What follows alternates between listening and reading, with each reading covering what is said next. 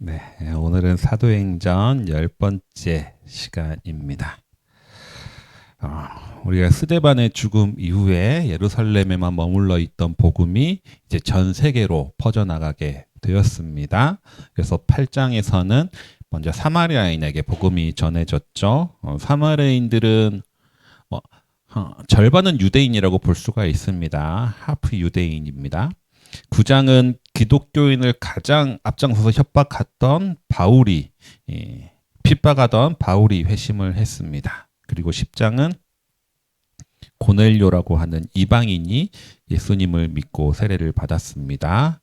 여기까지가 다 스데반의 죽음 이후에 일어난 사건들인데 오늘 말씀도 스데반의 죽음이 가져온 어떤 결과라고 볼 수가 있겠습니다. 최초의 이방 땅에서 교회 공동체가 세워집니다. 안디옥이라는 장소인데요. 최초의 이방인 교회 공동체가 세워지는 내용입니다. 그러면서 아마 지금까지 우리가 사도행전 전반부에서 읽었던 일종의 떡밥 회수장이라고 볼 수가 있는 내용이 오늘 본문이 되겠습니다. 오늘 본문의 시작은 역시 스데반 사건부터 시작이 됩니다. 스데반을 죽이고부터 시작된 대대적인 박해로 인해서 헬라파 유대인들이 예루살렘 밖으로 다 도망을 갔습니다. 각자 도망가면서 고향으로 돌아가면서 복음을 전했지만 또 그 중에 몇 사람들은 고향으로 돌아간 것이 아니라 고향 주변의 대도시로 자리를 잡았습니다. 구브로와 구레네 몇 사람이 키프로스와 구레네 몇 사람이 고향으로 안 돌아가고 그 당시 가장 대도시 중에 하나인 안디옥이라는 도시로 가서 그곳에서 자리를 잡았던 거죠. 안디옥은 어떤 도시냐면 당시 로마 제국에서 세 번째로 큰 도시입니다. 첫 번째가 로마, 두 번째가 알렉산드리아, 세 번째 도시가 안디옥입니다. 로마의 이제 동쪽 지역에 있는 수도이면서 상업의 중심지이고 수리와 길리기아 지역을 관할하는 총독의 주둔지입니다. 그리고 대도시였기 때문에 커다란 유대인 집성촌도 안디옥에 있었다고 합니다. 그런데 키프로스와 구레네 출신 기독교인들은 여기서 이제 독특한 일들을 하는데 이제 그전에는 그래도 헬라파 유대인들이 예루살렘 밖으로 도망갔지만 그래도 유대인들을 대상으로 전도를 했었거든요. 뭐 그나마 아주 독특한 게 빌립이 이제 에디오피아 내시에게 복음을 전하긴 했지만 어쨌거나 그 에디오피아 내시도 그들 스스로가 유대교에 관심이 있고 이 사야서를 읽다가 이제 복음을 접했기 때문에 그랬습니다. 그런데 구브로와 이 구레네 사람이 이 키프로스와 구레네 사람은 이 안디옥이라는 도시에 머물면서 그리스인에게 복음을 전하는 겁니다. 그리스인에게, 완전한 이방인에게. 그 전에 사마리아인도 하더라도 하프 유대인이었는데 이젠 완전한 이방인에게 복음을 전했다는 겁니다. 이게 예루살렘에는 좀 더 늦게 알려지긴 했지만 시기상으로 따지면 아무래도 베드로가 고넬료에게 세례를 주기 전에 이미 이방인을 향한 전도가 있었을 것이라 생각이 됩니다. 아무튼 이렇게 전도를 시작해서 이 안디옥이라는 도시에 예수 믿는 사람이 엄청나게 많이 늘어나게 된 거죠. 예수 믿는 사람이 숫자가 늘어나고 많아지다 보니까 이젠 그 소식이 예루살렘에 전해지게 됩니다. 아마도 이 사람들이 처음부터 예루살렘 교회의 허락을 받고 이방인에게 복음을 전하려고 했었다. 먼저 허락을 받으려고 했었다면 예루살렘 교회가 이 당시에는 허락을 하지 않았을 겁니다. 쉽게 허락하지 않았을 거죠. 그런데 이들이 복음을 전하기 시작하고 나중에 인원이 많이 늘어나서 예루살렘까지 그 소식이 전해지는 그 사이에 어떤 일이 있었냐면 그 사이에 베드로가 고넬료에게 세례를 주는 사건이 있었던 거죠.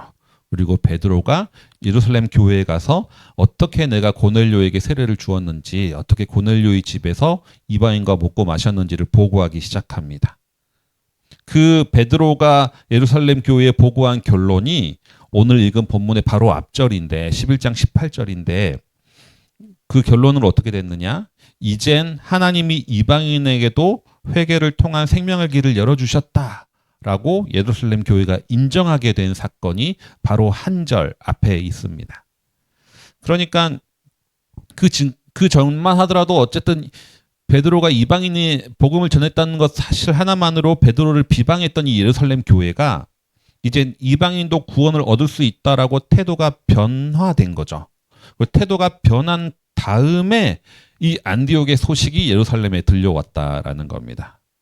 그러니까 이게 타이밍이라는 게 이게 하나님이 진짜 계획하셨다라는 그 타이밍을 우리가 볼 수가 있습니다. 오늘 본문과 비슷한 일이 이제 8장에 있었습니다. 사마리아에서 빌립이 전도하고 이제 사마리아에서 예수 믿는 사람이 늘어났다고 하니까 이제 예루살렘 교회가 베드로와 요한을 파송했죠. 그런데 이번에는 똑같이 안디옥이라는 이방 땅에 예수 믿는 사람이 늘어났다. 특히 이방인들이 많이 늘어났다. 헬라인들이 많이 늘어났다는 소식을 듣고 이번에는 예루살렘 교회가 누구를 파송하냐면 여기서 이제 4장에 소개가 되었던 바나바가 등장을 합니다. 이제 바나바는 이제 본명은 요셉이고요. 바나바는 별명이죠. 위로의 아들이라는 뜻의 바나바 별명입니다. 그런데 여기서 바나바가 중요한 거는 바나바가 구브로 출신이라는 겁니다. 키프로스 출신이라는 거죠. 그러니까 처음에 안디옥에 자리를 잡고 복음을 전했던 키프로스와 구레네 사람하고 바나바는 친분이 있는 사람인 겁니다. 그러다 보니까 이제 사도들을 보내지 않고 바나바를 이방 땅으로 보냈습니다.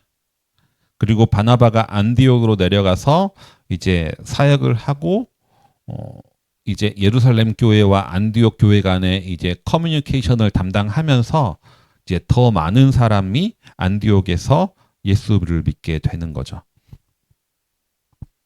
누가는 이 바나바를 소개하면서 뭐라고 소개하냐면 착한 사람이라고 소개합니다. 착한 사람이면서 믿음과 성령이 충만한 사람 이렇게 소개하는데 이 사도행전이나 보면 믿음과 성령이 충만한 사람은 여러 명 있습니다. 근데 착한 사람이라고 소개한 사람은 바나바가 유일합니다. 누가가 대놓고 이 사람은 착한 사람이다 라고 소개한 사람은 바나바가 유일한 사람인 거죠. 그만큼 바나바는 착하다는 단어로 대표되는 인물입니다. 오죽하면 별명도 위로의 사람인 거죠. 사도행전 9장에 보면 바나바가 했던 대표적인 착한 일이 일어나는데 그게 뭐냐면 사울이 이제 다메섹 도상에서 회심한 후에 예루살렘으로 왔을 때 예루살렘 교인들이 사울을 다들 멀리하는 겁니다. 사울을 왕따시킵니다. 당연하죠. 얼마 전까지만 해도 자기들 붙잡겠다고 돌아다니던 사람인데 그것도 뭐 남녀노소 따지지도 않고 그냥 개 잡듯이 끌고 가던 인간인데 근데 모든 사람이 이 사울을 멀리할 때 바나바가 사울을 챙겨줍니다. 바나바가 사울을 데려다가 사도들에게 소개시켜주고 사울이 어떻게 다메섹 도상에서 예수님을 만났는지 그가 어떻게 회심했는지를 이해시켜 줍니다. 바나바는 이만큼 착한 사람인 거죠. 선배나 동기 목사님들이 이제 하는 말들이 있습니다. 이제 목회를 잘하려면 착하면 안 된다. 착하면 안 되고 착하게 보여야 된다라는 얘기를 합니다. 성공하는 목사들 중에 교인들이 보기에는 너무나 착하고 성품이 좋은데 이제 부교육자로서 그 사람을 겪어보면 너무나 180도 다른 사람이 많다 보니까 이제 젊은 목사들이 이제 하는 말이 와, 목회 잘하려면 진짜 착하면 안 되나 보다. 대신 착하게 보여야 되나 보다라는 얘기를 합니다. 그런데 이게 젊은 목사들끼리 자주 섞인 말이 아니라 사실은 원래 소위 이제 목회 구단이라고 하는 분들, 목회 잘하기로 소문난 분들이 후배 목사한테 하는 조언이었습니다. 목회 잘하려면 착하면 안 돼. 착하게 보여야 돼. 얘기를 하는 거죠.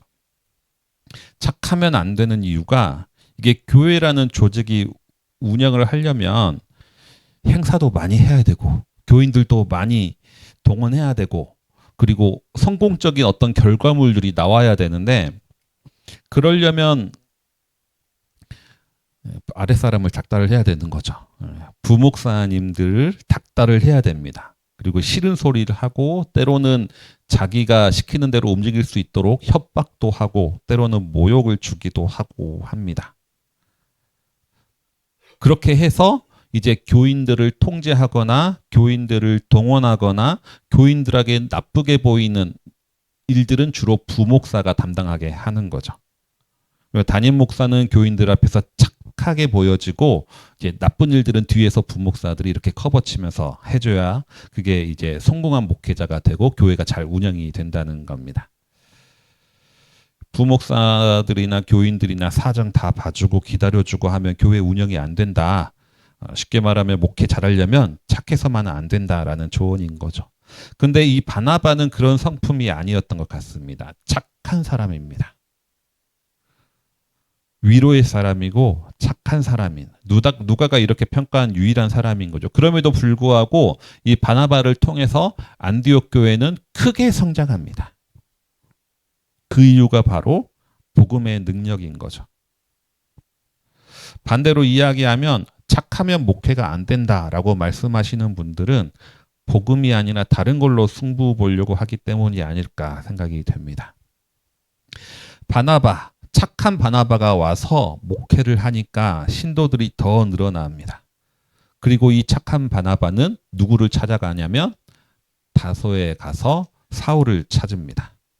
이 당시 사울이 과거에 예루살렘으로 올라왔을 때 아무리 바나바가 이렇게 소개시켜주고 안내를 해줬지만 교회 안에서는 받아들여졌습니다. 사울이 교회 안에서는 받아들여졌는데 다른 유대인들하고 계속 사울이 마찰을 일으키는 겁니다. 사울의 성격이 사울 성격이 이게 좋은 성격은 아닌 것 같아요. 자꾸 남들과 말싸움하고 논쟁하는 거 즐기고 되게 열정적으로 상대방을 공격하는 어떤 그런 성격이 있는 것 같습니다.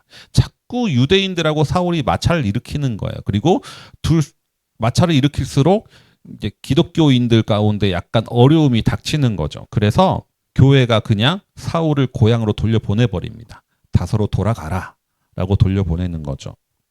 갈라디아서 1장에 보면 사울이 다소로 가서 고향에 갔지만 다소에서 잘 머무는 것이 아니라 수리아와 길리기아 지방을 순회했다라고 기록을 하고 있습니다.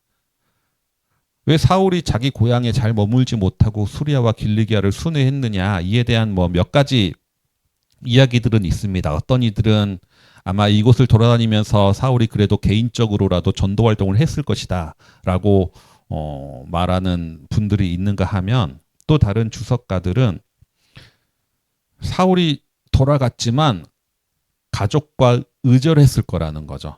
가족과 사이가 안 좋았기 때문에 다소에 머물지 못했을 거라고 이야기를 합니다. 왜냐하면 그럴 수밖에 없죠. 부모가 비싼 돈 들여가지고 예루살렘 유학을 시켜서 그 중에서 바리새인이 되라고 진짜 유명한 랍비가 되라고 그렇게 뒷받침을 했는데 가서 오히려 그리스도인이 돼가지고 다른 유대인들의 비난 대상이 되니까 가족들이 사울에 대한 실망감이 이만저만이 아니었을 거라는 거는 우리가 쉽게 추측할 수가 있습니다.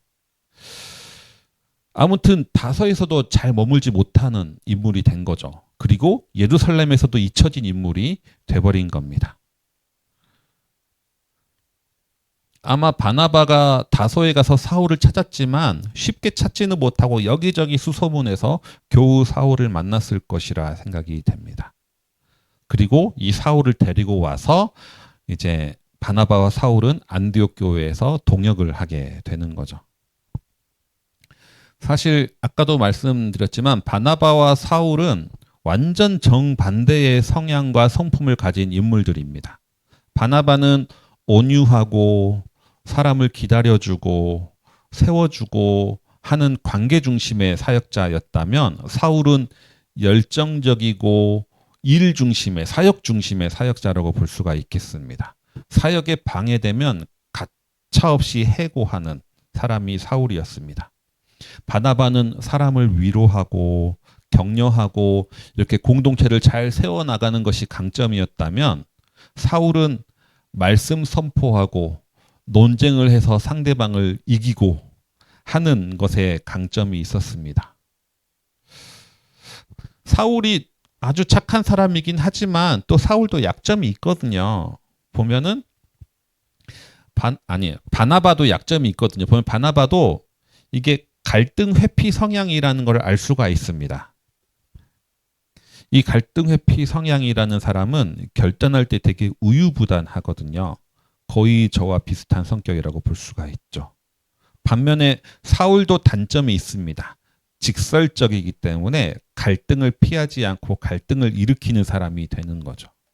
이렇게 바나바와 사울은 서로 완전 정반대의 성격의 사람들이었지만 함께 동역함으로 인해서 이 안디옥에 있는 교회 공동체가 세계 선교의 중심지로 세워지게 됩니다. 급기야 이 안디옥 지역에서 처음으로 그리스도인이라는 명칭이 생겨나는 거죠. 오늘 본문이 성경에서 최초로 그리스도인이라는 단어가 나오는 본문입니다. 그리스도인은 사실 예수 믿는 사람을 구분하기 위한 단어인 거죠. 근데 이 당시 처음으로 다른 사람이 이들에게 그리스도인이라고 붙인 이유는 약간의 비꼬는 뉘앙스였다고 합니다. 지금은 잘 사용하진 않지만 옛날 교회 다니는 사람 보고 예수쟁이라고 부르는 어떤 그런 뉘앙스의 말이 그리스도인이었습니다.